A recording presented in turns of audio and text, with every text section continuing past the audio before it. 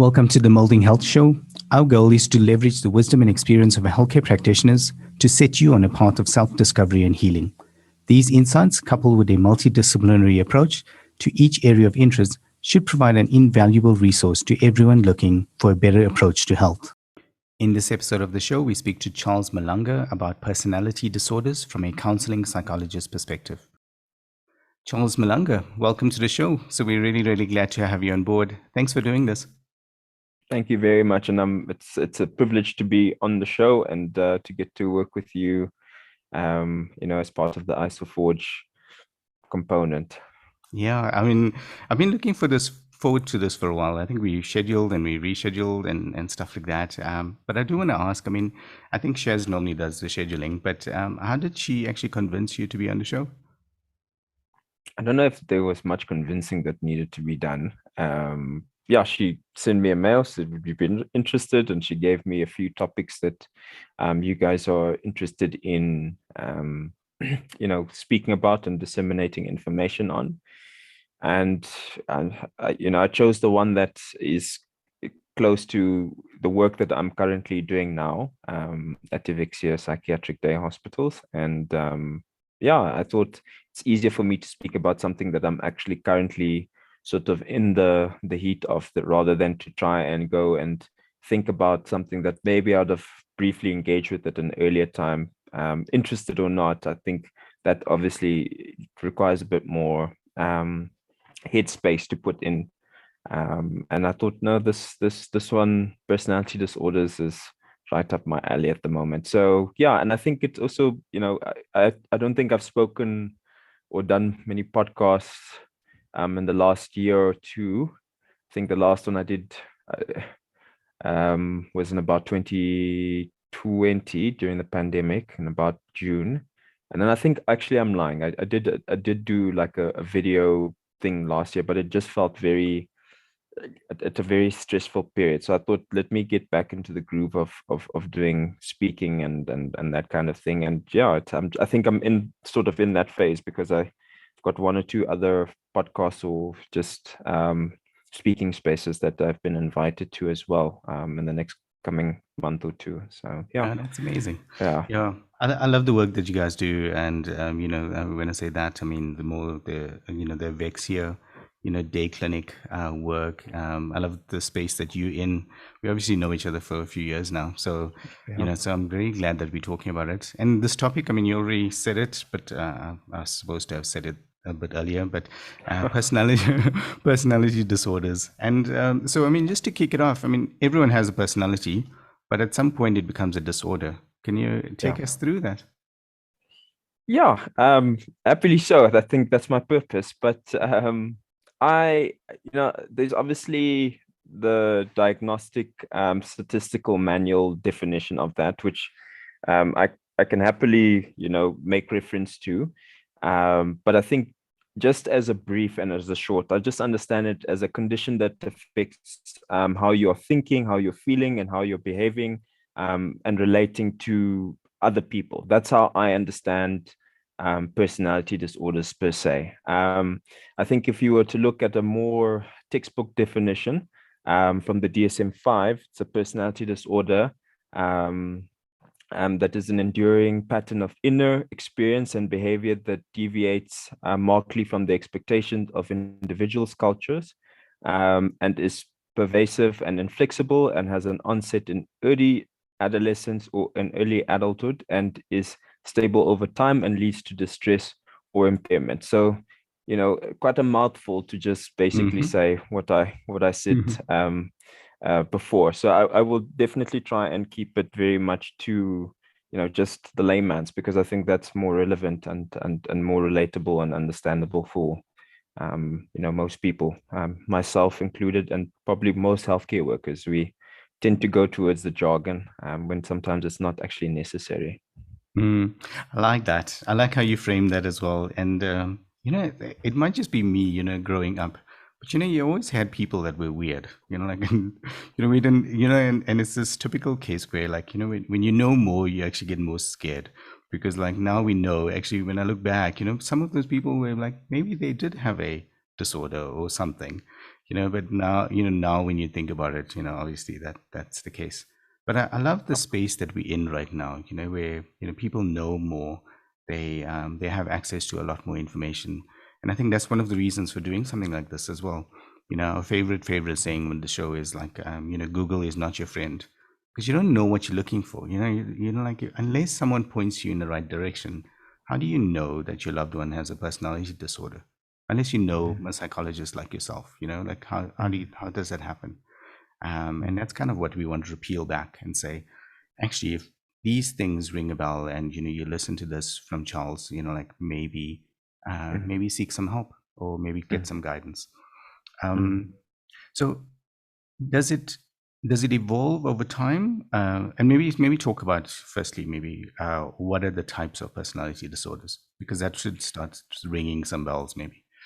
Okay. Well, I think maybe I want to start because I like what you said, that, we are in an age where we are more, I think, more exposed to information, and people are uncertain about how do you differentiate between a personality disorder and just someone's general personality type. And I think most people, just from my frame of reference, what I've normally seen in consultation and when someone's speaking about a loved one that they're worried about, or a specific relationship that they have with the boss or employer, or just people that they relate to, you often hear that maybe the person has frequent mood swings. Someone is overly dependent on me. Someone is extremely self-absorbed and has sense of vanity. Maybe if a patient comes to me, they're experiencing a lot of volatility and instability in their interpersonal relationships, social isolation. Sometimes there's just a lot of angry outbursts. And I would say, I think suspicion and distortion about, people and how they relate to people, difficulties with making friends,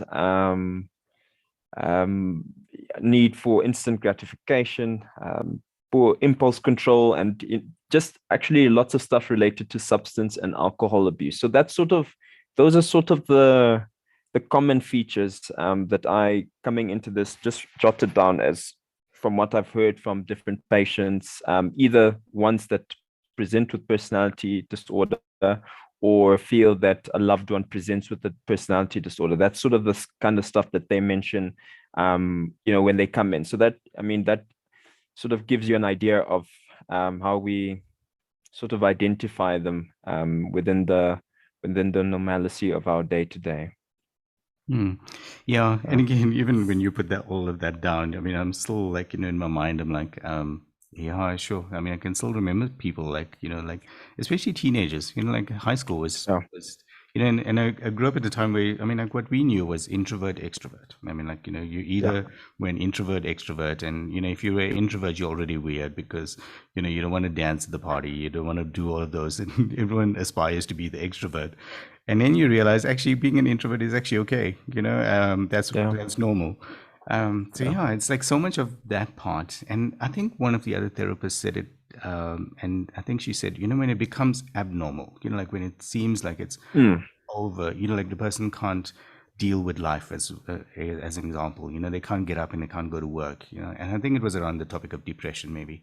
And then we thought, okay, cool, maybe that's that's it. So would we say, like with personality disorders, like everyone has their personality, but when it becomes almost like, when it starts affecting your life, when it affects your work, affects school, then it's probably something that you have to almost like be aware of. Yeah. When it causes significant dysfunction in your in sort of the spheres of functioning and your relationships, I think that's when what you have to escalate it and take it really seriously. I don't want to deny people the ability to feel, and scare them or make them very preoccupied with being socially inhibited or emotionally inhibited, in a sense. But it's I think the biggest thing that I would say is that it's a pattern that is seen, and that pattern causes dysfunction.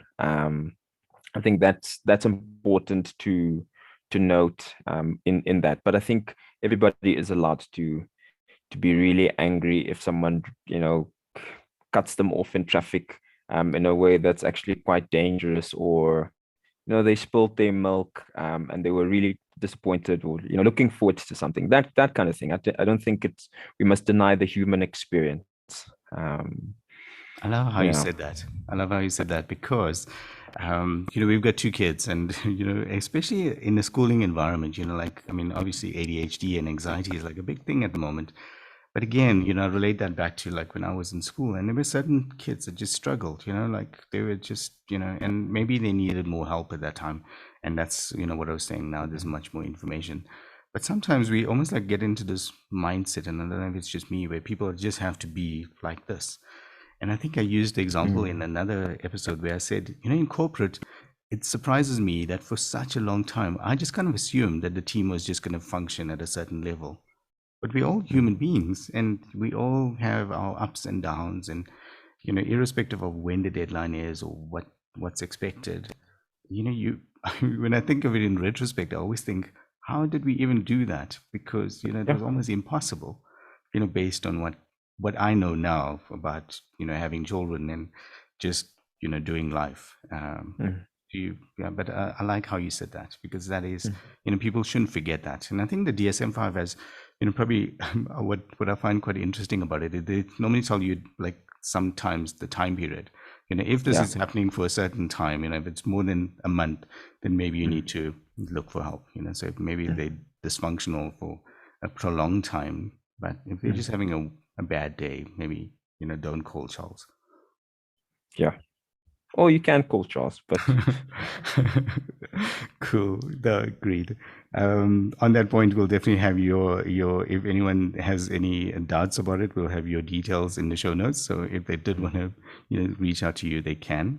In terms of the personality types, what are they?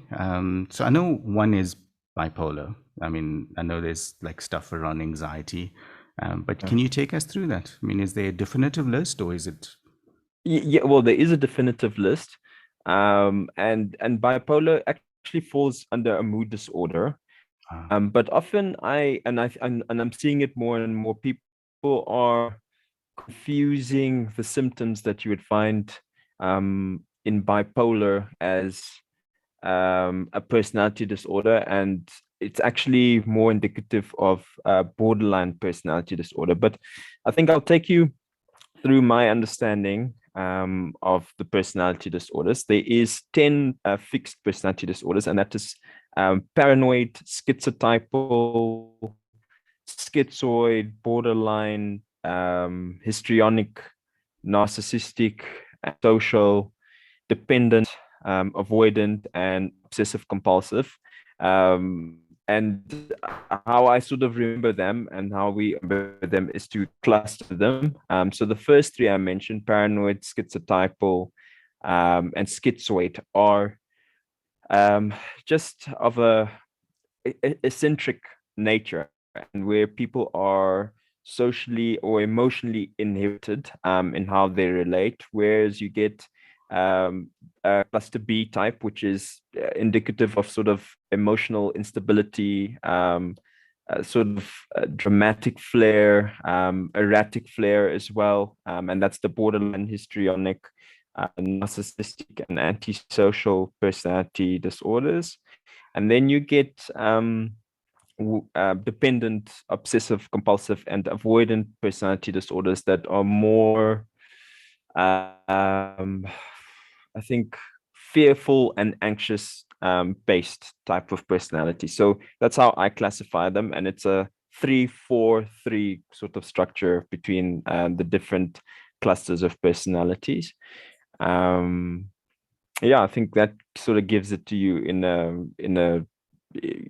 nutshell. I think you mentioned anxiety as well. That's not necessarily a personality disorder, mhm. but it does contribute to sort of, there is an underlying anxiety often associated, a lot of the times with all personality disorder groups to some degree or varying degree or another. So that contributes. But You also do get change in personality due to medical conditions. So someone might have, actually had quite a balanced personality or very functional personality structure.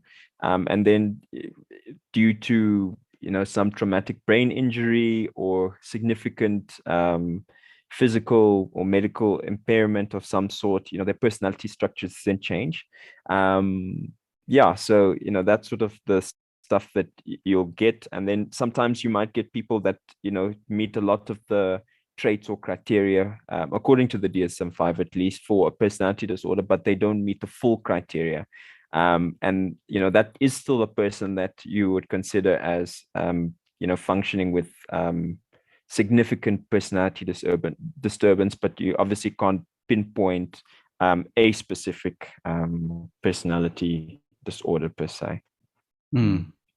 Yeah, I like how you split that out. And when I said it in anxiety, I mean, I probably, was talking about like more with the bipolar stuff. That's the only thing I could remember, to be honest. And the way I remember that was I watched a series. It was called Homeland. With Yeah. and it was about the CIA agent. Claire Danes played the lead character, and it won lots of Emmys because it was like so brilliant. And she played the character with of the CIA agent who had bipolar. And when she was off the meds, she was like, like really crazy. She would do like these very, eccentric things.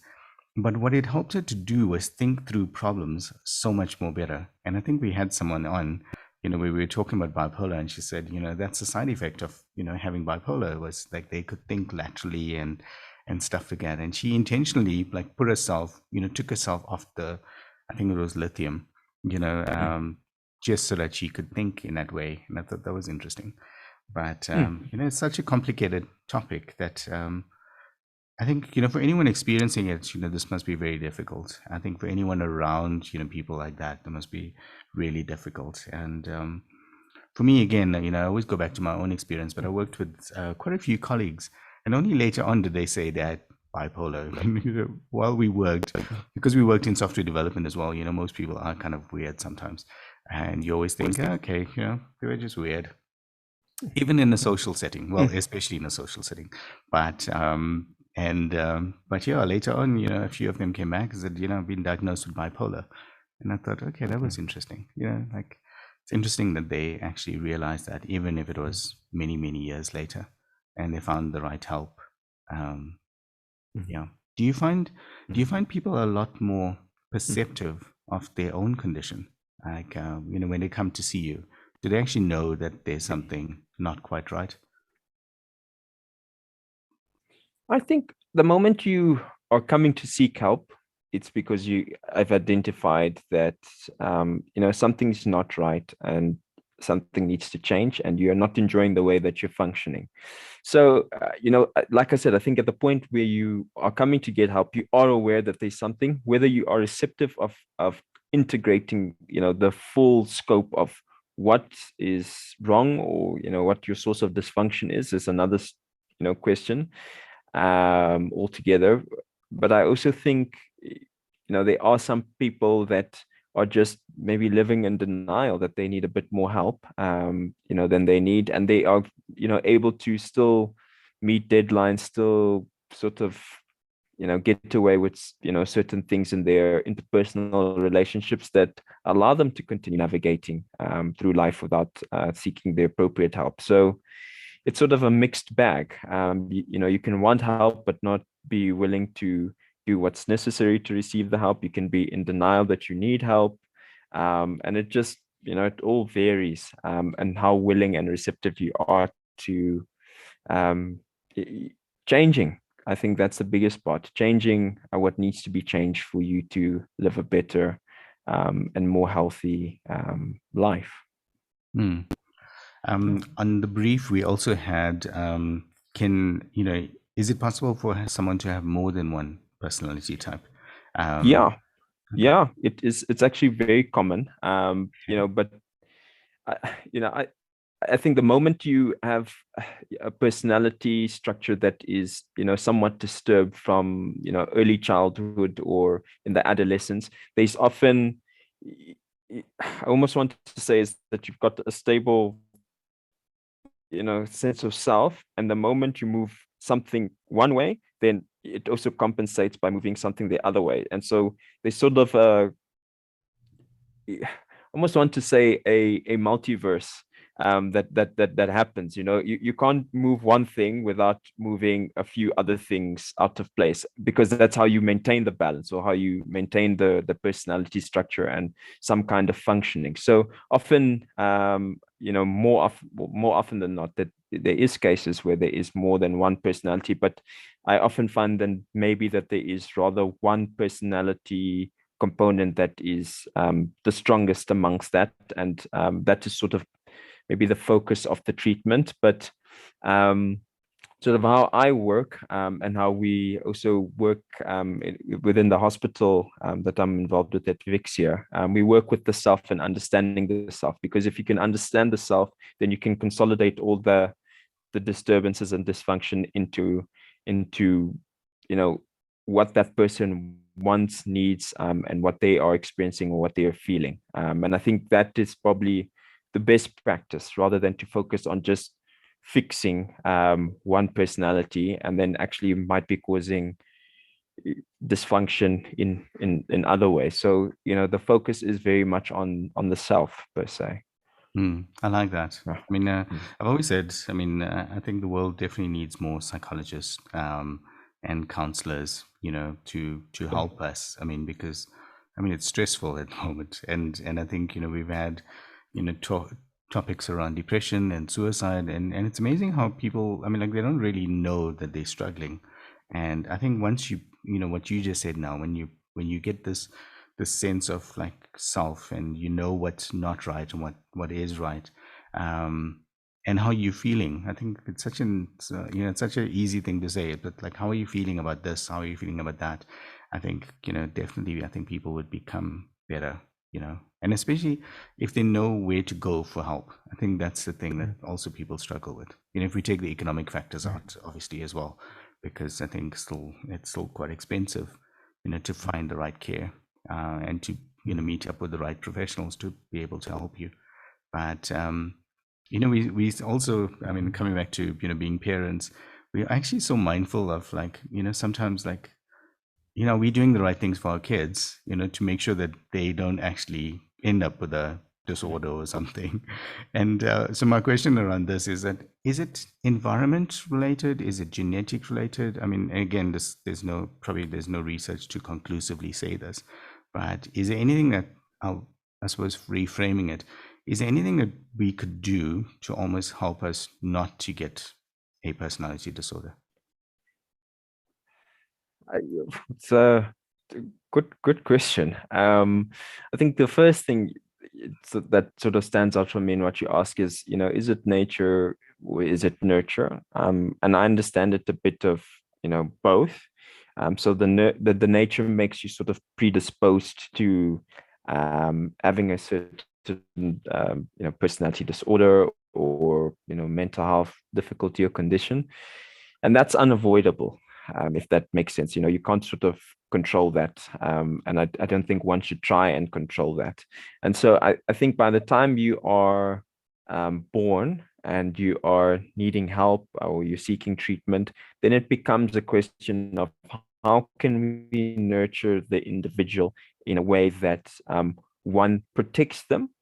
And when I say protect, it's obviously, the literal sense of it, protect them from, certain traumatic instances, or, the way that we engage with them, as well as then empowering them to know what to do when they are faced with significant stresses, because that's the source of the personality, the disturbance. It's significant stresses that are imposed on an individual, and especially in childhood, that the child is not equipped to cope with, be it through a traumatic instance, or through parenting, and dysfunctional parenting. And that's often, if you get dysfunctional parenting, you probably find that the parent themselves are struggling with their own mental health difficulties, and more often than not, their own personality disorder traits, or kind of emotional disturbance. And so I mean, I'm very glad to hear that you, as a parent, are thinking, how can we make sure that we are not impacting on our children in that way? And that means that you're conscious of what your impact is and how you're parenting. Whereas I sometimes think that parents are not, and they subscribe to, well, this is how my parents did it, so this is how I'm going to do it with my child. And the challenge with that is that then it's not about the child anymore. It's about how you perceive as the right way to parent your child.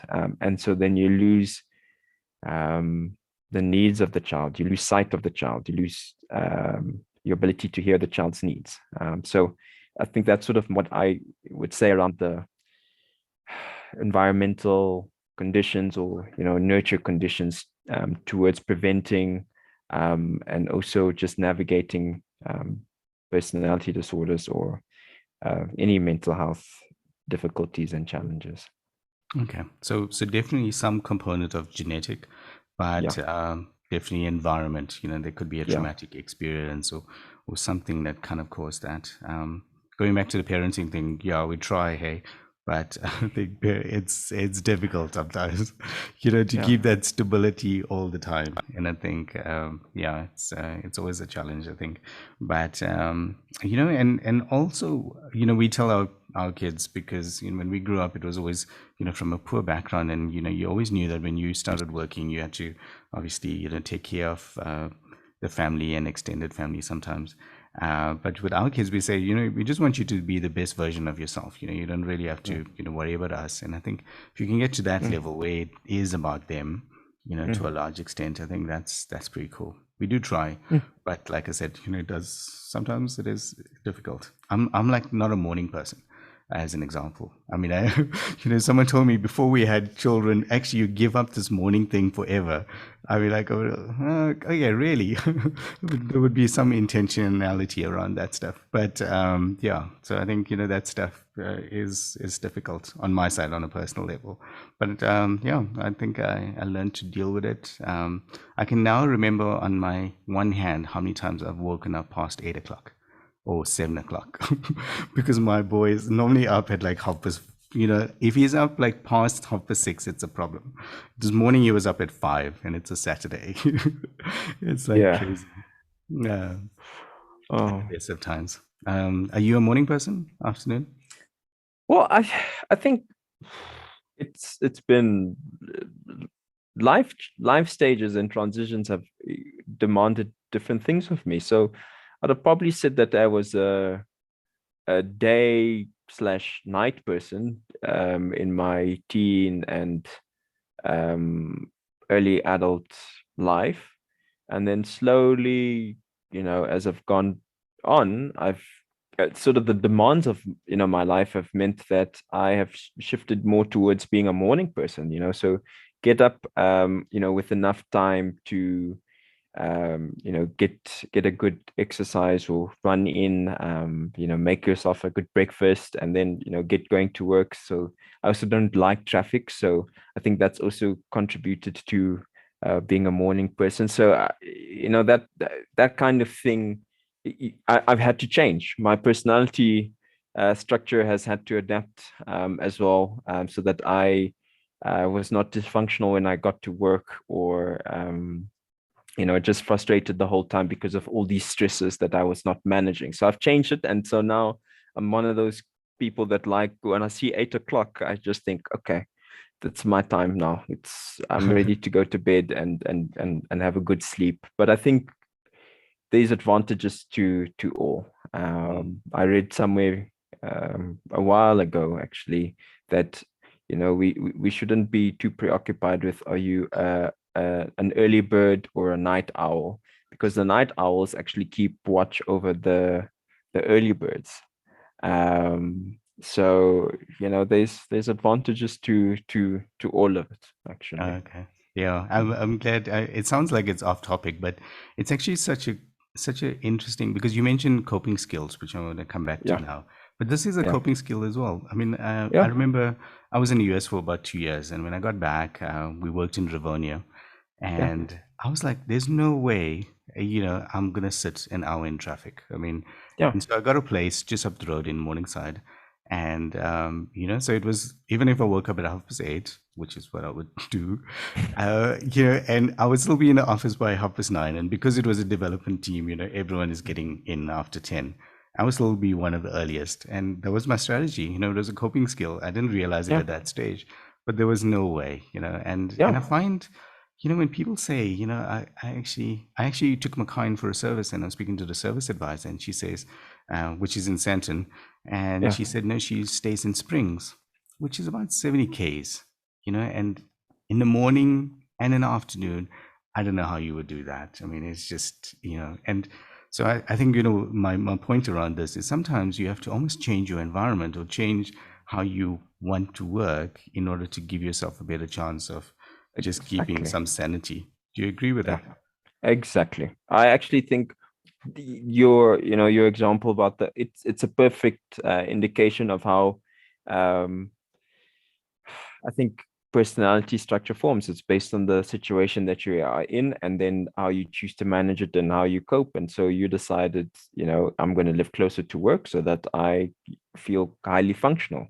Otherwise, if I don't live close to work and I live, for example, in Pretoria, and have to beat that traffic, then I will be a very angry person when I get to work. Mm, And that causes dysfunction. So, I think it is very relevant. It's actually a very practical and real life example of how we manage and cope with different stresses.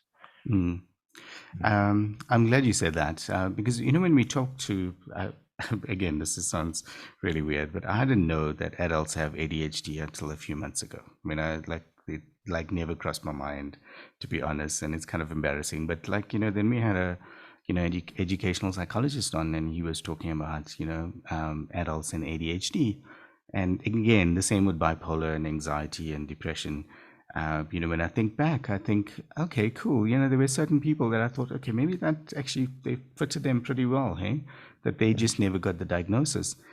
And Mhm. what Dane said, I think that was the psychologist, and what he said was quite interesting. Was he said actually people could have ADHD and then they build up the coping mechanisms to be able to deal with it. And so yes, you can go down the medication route, and lots of them do, but it's also about the coping mechanisms. It's Yeah. about the coping skills.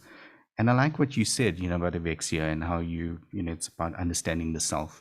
Part of that is that building up the coping skills, is that for people just to Yeah. deal with their personality disorders. Yeah, I think the biggest thing is that you have to know who you are, what you like, what you don't like, what works for you, what doesn't, and then you learn to accept that and make it work for you, because you're not going to get a different self, if that makes sense. That's you've got that one, and you gotta make it work for you. Mm, And I think a lot of people are often trying to deny themselves of that, or to try and adapt and meet everybody else's needs but their own. And I think that's also a significant part of personality disorders as well. So 100%, we we help patients that come to Vixia to figure that out, actually. mm.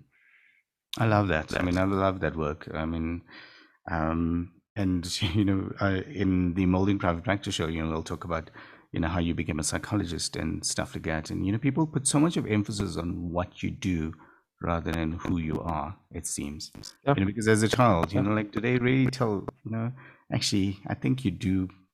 I think you would be better with this. Yes, I know there's assessments and stuff like that, but if you look at the schooling system when we grew up was so academic focused, and I'm not sure Yeah. if that's changed that much if I look at our children, in terms of how they're going through school. And these are at better schools, Mm. than we had access to. Um, but I I love th- that. yeah, I mean, if I can add commentary on that, I think it's because maybe many years ago we were in a world that information wasn't as easily accessible, and so the gatekeepers of knowledge were sort of the people in authority positions, like teachers, parents, and that.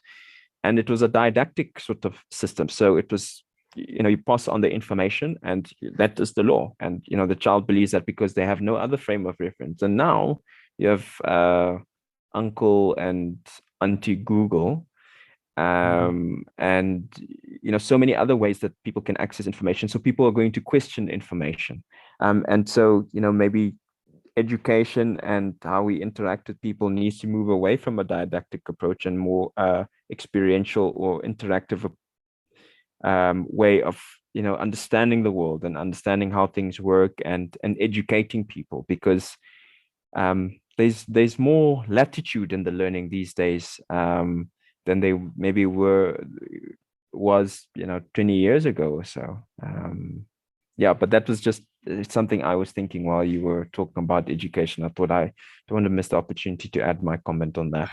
No, I love the comment, and I say, and because we were talking about coping skills, is like I've asked a few times on the show as well. It's like most people don't seem to know that. I mean, like it's weird, but they don't seem to know, like, their own body. For instance, I took this medication. How does it make me feel? And I think there must be much more of that conscious, like, awareness. If I do this, what's the knock-on effects? I mean, we can even think bigger. We can think social context, country context, all of those things. But if I do this, what's going to happen? If I do this, what's going to happen to me? And I think lots of this. I mean, that's where substance abuse and stuff like that happens. It's like, I think we're not sure, what the effects are going to be, and we just make decisions. But I think, that's why, again, coming back to the coping skills, coming back to what you said about understanding the self, I think the more emphasis, like what you're doing at Avexia now, the more emphasis there is on that, the more people would know, actually, yes, they can speak to uncle or auntie Google and then see, actually, the stomach issue that I'm having, is that normal? Because I've just been dealing with that. Also, what I like about what you said, that authority figures, for us as a culture, I mean, you always see practitioners, doctors. Okay, I'm not going to say practitioners, because we didn't know many practitioners, but you definitely know new GPs, but if someone puts on the white coat and the, stethoscope, you always assume that they know more. And for a large part, that was true, but they don't know more about your body. Like, they don't know about what's happening with you. And recently I was trying to tell that to my mom, obviously, because we grew up in that generation where, like, the doctor should know everything. And I was trying to tell her, that actually he doesn't, you need to tell him, these things are happening, and then he can probably help you in the best way. But, I think for a long time she was of this mindset that you just go to the doctor and then you just, and then he would just know. Then he would give you the right tablet to take.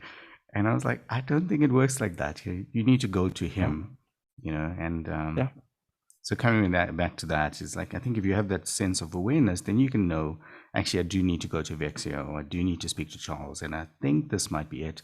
But maybe Charles can point me in the right direction, because I think, what I thought, then you can say, actually, no, I think it's more leaning towards, this category here. And then maybe that spurs on thinking. But going back to the topic, does it get worse with age, though, in terms of a personality disorder? And is that linked to coping skills, would be my second part to it. I think what I'm about to say is my opinion, not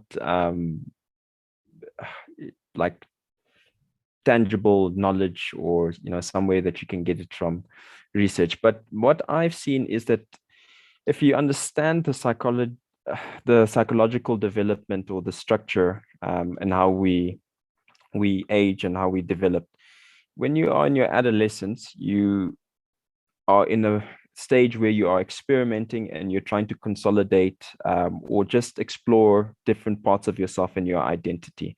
And this is actually where a lot of the personality disorder starts to brew, if that makes sense. It's already, maybe by the time you are age 12, stuff that might have happened in your childhood might have already contributed, but then this is the stage where it starts to brew and to fester. And then you see, certain behaviors coming out, acting out. And then I find that actually by the time you get into your, you get past your early adulthood and moving into your middle age section, you are free from, things that you don't necessarily like, or you're just more able to pursue your desires, and, sort of your needs. And so suddenly you can already start correcting, significant personality disturbance. Well, this is without treatment, that is, but you can already start addressing certain things. Your relationships might challenge you and require you to adapt and change. Your occupation might require you to adapt and change. Or you find ways to suppress that. But then if it is not stuff that is changed or resolved, by the time you start getting into your old age, then physiologically your body also starts to deteriorate, and then you start experiencing more medical related conditions, and then that might actually trigger or even cause significant personality disturbance. And then by that stage, often you lose the opportunity to repair that, unless you obviously go to psychologists, and then it can get significantly worse, actually. It can also get worse if you are in an environment that sort of doesn't challenge you, or it does, or I mean, to some degree even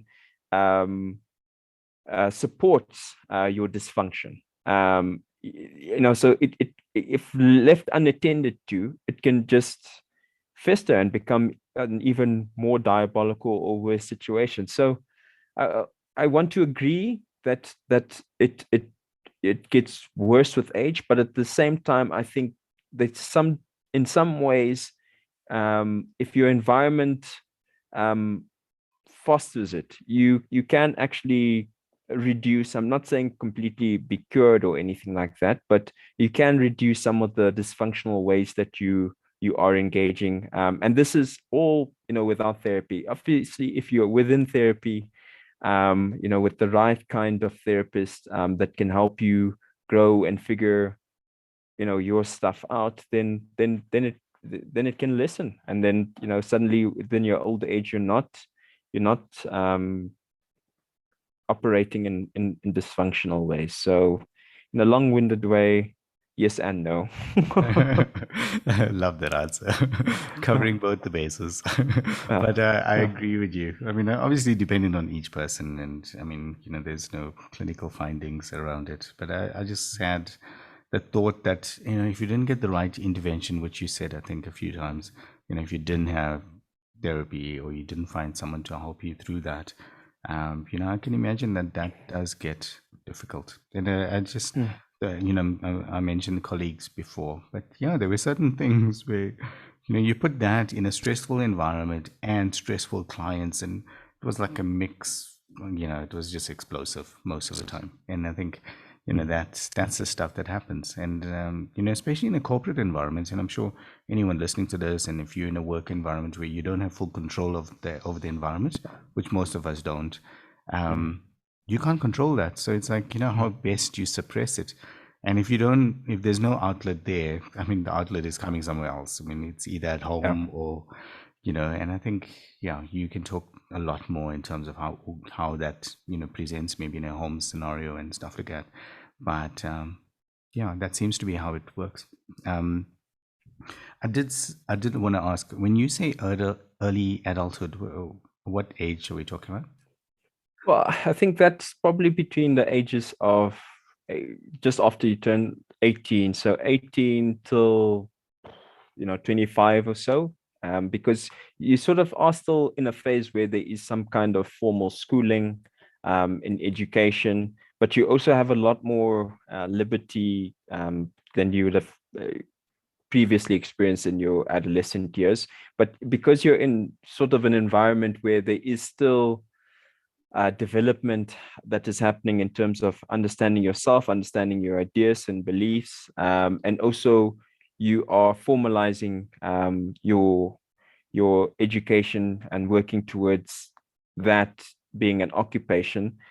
There is still an opportunity there in essence to understand more of yourself and your identity, which will also cause some significant disruption or disturbance within the personality structure as well. And so, that is, that's all sort of why I mentioned that in that sort of adolescent and early adult phase, because it sort of all on one conjoint and spectrum. But yeah.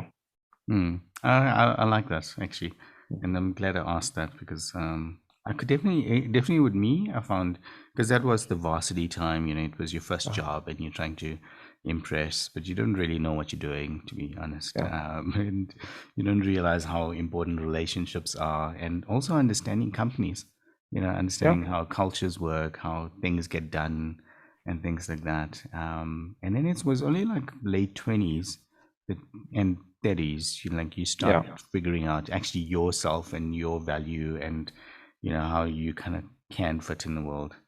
And and then I find the 40s, because I'm in my 40s, you seem to start to mellow out a little bit. You know what you want. You're much more directive about it. And the other thing I would say is depending on life, different things bring out different aspects, and you almost need to be prepared for that. Like parenthood, I joked earlier about it, but that brings its own challenges, I think. So I think if you don't get the right help in terms of coping with just your own stuff, as these different scenarios come up, it seems to make it worse. Is that what you find as well? There's certain triggers around it. I mean, just on the topic of that, being a parent and parenting, just prior to this, I had, we normally have a Vixia training group that happens every second or third week. And we had one this morning. And, we were sort of going through a case study, with the significant effects of parenting causing dysfunction within a child or within an individual. And it just became more and more clear as we were speaking through the case that the way that parent was particularly operating was because they already had their own emotional disturbance, and they hadn't figured out ways to cope with it, ways to be themselves, and actually ways to parent more effectively, rather than to just repeat blindly or not what they had experienced from their child. So huge part of the biggest part of parenting that people often you have to have a relationship with your child, and for you to have a relationship with your child, there needs to be two people in that relationship, two full people, and the biggest responsibility that the parent has is to contribute to this healthy and full child, or this full person. But if you yourself are struggling with that, then it's very difficult for you to help them through that process. I love the one saying, and I think it was an OT that actually mentioned this the first time I heard it. OTs are great. They're so actionable, eh? Which is amazing. But so logical with this stuff. And she just said, you can't treat someone from an empty cup. And it's so true. It's if you haven't sorted out your own stuff, how are you going to sort out someone else's stuff? And you mentioned parents and children, but it's the same kind of thing. It's if you haven't sorted out your own, I'm going to say finances, I'm going to say job scenario in terms of stability, how are you going to tell your child that they need to do it? Because it's so easy to bark orders, right? But to actually live it, how do you do that? We actually had a family friend, and he was busy telling his daughter, she needs to save 80% of her income. And I was like, which world, show me an adult that does that. Then I would say, okay, cool. Let's go. And I would say, find me a 5. If you can find me a 5 that does that. But it was so easy for him to tell his daughter, actually, you need to do this. And you can't, So that's my whole thing. It's about, that authentic self. You have to live it before you can tell someone else actually they need to do it. That's what people forget. Do you have any thoughts on that? I don't have any thoughts, because I fully and 120% agree. Okay, cool. And I think we're coming back to coping mechanisms, and we're coming back to understanding yourself. And I think part of it is that I found once you start That's why I love working with, healthcare practitioners, because Yeah. they help you to unblock some of these things, because you don't know what you don't know. But until you go to, a psychologist or an OT or a physio, and they Yeah. start unblocking some of these things for you, then only you can almost like realize, who that Yeah. true self is. And Yeah. that's why I love, I love the work that you guys do, because and I think there's more scope. Like for me with kids, I think there's more scope for them to have OT at school. I mean, I think Yeah. I think more Yeah. kids should have OT at school. It should be Yeah. almost mandatory as like a subject. Yeah. We have physical education, Mm. but Yeah, yeah. maybe they need to have emotional education as well, and then you can switch between OTs and psychologists, or um and helping them understand themselves a bit better. I don't know. I think and the reason I'm commenting on that is because so many of the patients that we have treated at Vixia, often say in their last few days, I wish they taught us this stuff at school. I wish they, helped us understand our feelings, and this would have been more useful than me doing, some arbitrary subject that didn't make sense, because this is tangible. This is an essential life skill. And then sometimes I wonder whether they would have been receptive to hearing it at that age.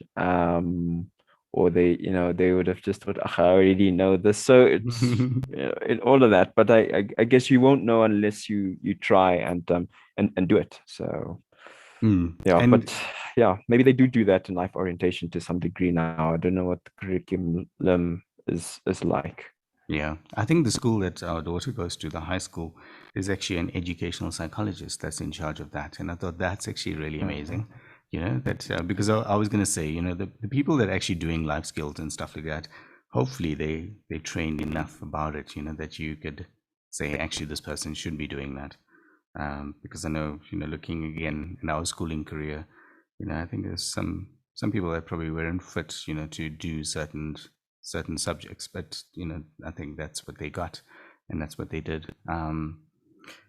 This might be a null and void question, but does it does it get better with time? I mean, I think for people with a personality disorder, and what happens if it's not treated? I think maybe there's two parts to that. It's if it does get treated, does it get better, or I think with the right kind of care, um, it can get better with time. But if left unattended, then you are sort of okay. So maybe I must just divide your question into two.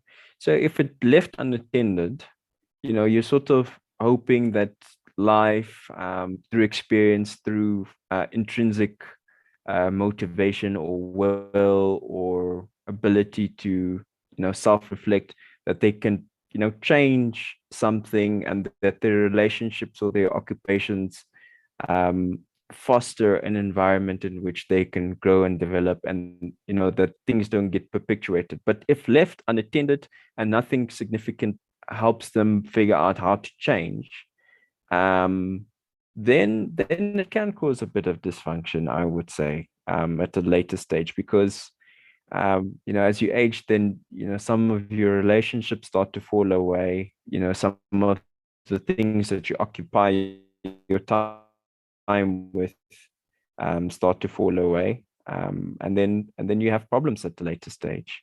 Um, and then I think, on the other side, if they are able to get help, I think the right kind of help can is necessary, because you can actually, sadly to say, but get health practitioners that actually do more harm than good, and are not actually helpful for the patient. They actually make the situation a bit worse, and then make the patient more resistant, to changing anything. So it's also equally as important.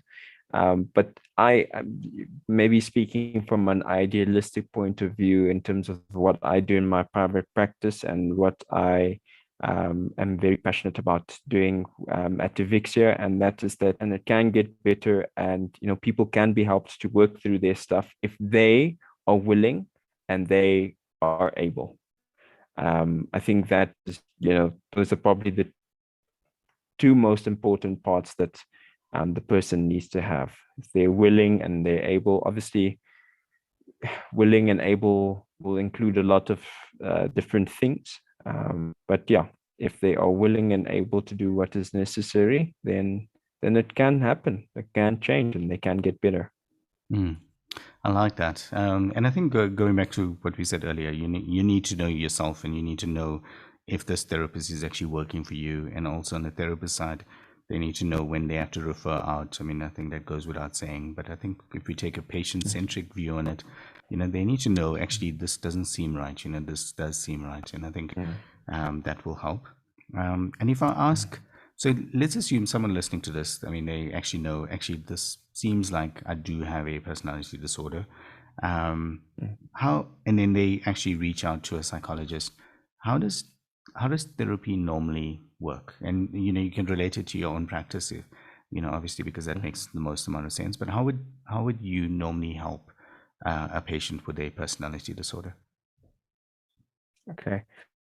I think so. Obviously, when the person presents, they might not present and come and say, I have a personality disorder. They'll just say, this is what I'm struggling with. And I think it's important to understand what the patient is in front of you is. They need a holistic change or intervention rather, or do they need something very specific to just my function as a psychologist and what I can do in therapy? And that's to help them figure out the self and the need. And sort of what I would look is, sort of what their life looks like. Do they have adequate support? How are they functioning within their work? How are they functioning within their interpersonal relationships? What is their ability to integrate and understand information and to be self-reflective? And so that will inform whether, they can just stay sort of within my care, or whether I need to also refer out to maybe a dietitian or occupational therapist or psychiatry for additional support. So, so that sort of informs. But what I'm often finding, and I don't know, maybe it's the kind of people I'm attracting through referrals or through word of mouth, is that they are a lot of the patients I'm receiving often are in need of some kind of psychiatric evaluation. And I'm in a position that at least I can refer into that space at Evixia. And that sort of involves just a consultation, gathering of collateral information, as well as psychometric assessment that just helps us holistically see what the patient is struggling with, and how we can assist and advise them about how to go about their life. And that's in a holistic and a multidisciplinary way. And that, more often than not, is actually what is necessary to determine whether the person has personality disorder traits, or whether there is significant dysfunction that indicates severe psychological pathology. But in terms of a diagnosis of a personality disorder, it takes time. I think people are very quick to label and say, oh, no, that person is narcissistic. That it takes a lot of time, because a lot of the personality disorders will have very similar traits or components or symptoms, from another. And so you'll need to at least sit with the patient for a year and a bit to really, really understand what is the overarching personality disturbance or dysfunction that we are dealing with and we are treating. And in the end, you're still working towards helping the individual figure out the self. So, the diagnosis is important, and maybe lots of healthcare workers don't say this, that the diagnosis is for us to understand what is happening and how we need to treat it, but it is not the label that we put on you, and it is not the flu today, and you're getting treated for it, you are not called the flu tomorrow. But I often find in mental health that people are called or diagnosed, depressed or bipolar today, and then they are bipolar for the rest of their life. Mm-hmm. And that shouldn't be the case. You are still Joe Blog and Mary Ann or whatever your name is. You are still that person, and you have to figure out, what this means and how you need to integrate it and understand it in the context of your life, and sort of get better and make it work for you. So yeah, that's just sort of also my 2 cents about understanding a person, and how we must not push too much towards labeling, and sort of giving someone a lifetime sentence with the diagnosis of a personality disorder. I love that. I love how you said that. And I think that's what I think, we sometimes, don't speak about, it's like the fact that, because I was thinking, is that sometimes your perception of a person is also environment related. Because how you need to be at work, for instance, is this, assertive, authoritative, type person, or else you're not going to get many things done, depending on obviously the environment, the job that you're in. But how someone presents at home might be completely different. So again, this person's perception of what, you as a person are might be different. Do you find that as well? And obviously, I mean, we have to, say, okay, you need to know yourself, but there are these hats that you have to put on all the time, depending on the circumstances. I mean, you can't be the same person with your children, as an example, and one would hope not, But do you find that people seem to put these different hats on? Yeah, I would definitely say, that's the case. I mean, I can't be, um, you know, exactly the same, therapist that I am as I am the person that I am at home. I can't engage with my life as a therapist. But I think more than anything else, I think if you are true to sort of who you are fundamentally, and you are not becoming a complete polar opposite, you are just taking on certain aspects that are necessary to do your function, then I think it's obviously okay within that. And yeah, I mean, it's complex. It's really, really complex. And maybe even I'm finding myself answering this question that's a bit of difficulty. I think it's tricky, because you have to sort of I don't want to say play the role, but you have to perform a certain function, and be in a certain kind of role within your occupation, that you might not necessarily need to be at home. But I think the thing that now keeps ringing back in my mind, as long as wherever you are at work is not causing you significant emotional disturbance, or is not impairing how you function as a human being, I think that that's okay. The moment you start crossing that threshold or that line, then I think there is a problem, and you need to reevaluate how you are. But if I think of myself in terms of who I am as a core, how I work with people at the hospital, my patients, how I'm at home, that doesn't change. Maybe the way that I will choose to engage with something at home versus at work might differ, but at the core, and understanding who I am, I don't I try, I think let me rephrase that. I try my best to maintain consistency in that regard. I love you. I Yeah. love that you said that. I definitely find there seems to be a shift with practitioners as well in the last 10 years, maybe 15 years. And I think 20 years ago, when I met my wife, I mean, yeah, it was definitely different. I think definitely in the psychology space, the whole psychodynamic, aspects. And I remember when we were doing our software, we had the one feature where we would send out reminders, for appointments. And some of the psychologists hated it. Was like, no, but you can't do that because it's. And I was like, but this is how the world seems to work. Like this is what people do. And they're like, no, but not in the not in that space. And I just thought that was like kind of it just didn't sit right, because that seems to be how the world is. And if you look at how therapists seem to handle social media, there's lots of therapists that say, actually, this is who I am. Obviously, within reason, there are boundary issues and stuff like that. But they are, you can actually see them, which I thought for a long time before that, I found that there was this almost this veil, you couldn't be, and I thought that was very inauthentic. But again, this is my personal, opinion on it. But I'm glad, like what you just said now is what I think, the world should be, because we that's your role, that's what you do, but that's also you as the person, and I think people connect to that. They connect to people, they connect to, that's how Charles is. Yes, he's helping me with this, and there's those boundaries, but that's how he is. So I like that you said that. I think we came to the end, but I want to ask you one last question, which is, we try our best to get the topic, and discuss it in the best way possible. But is there anything around personality disorders that you think I should have asked you that I didn't? Sure. I